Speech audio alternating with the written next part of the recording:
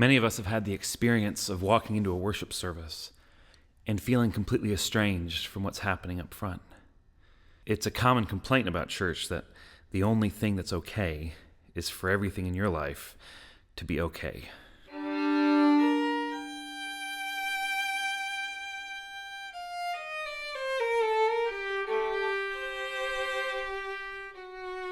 But this isn't what worship in the Bible looks like.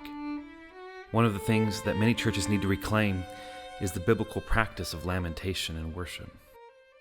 We know that so many things in our world are not as they should be. We know that people are walking into our churches bruised and broken by so many effects of the fall. But do we reflect this in our songs, in our prayers, in our worship practices? The psalmist cries out, "How long, O Lord? Deliver us, O Lord. Arise, O Lord, and save us." In the Psalms, God gives us this picture of what it looks like to bring our whole hearts before Him. For those of us plagued by grief or by doubt, the Psalms give us words to relate to. For others of us, the Psalms give us words to grow into. Jesus Himself used the Psalms to learn how to worship. Jesus was someone who understood lamentation. Jesus had a heart that loved all the right things, that was angered by all the right things, a heart that grieved all the right things. Jesus had the only perfect heart that there's ever been.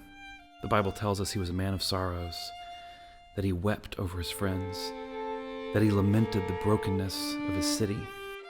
The Bible tells us that the only perfect heart was always breaking.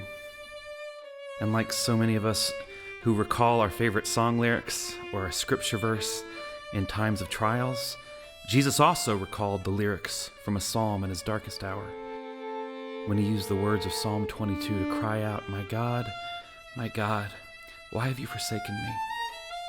Christian worship is supposed to be the place where we learn how to talk more like Jesus, how to love the things that He loved, and to grieve the things that He grieved. The Psalms give us not just words to grow into, but the words that grow us closer and closer to the heart of God.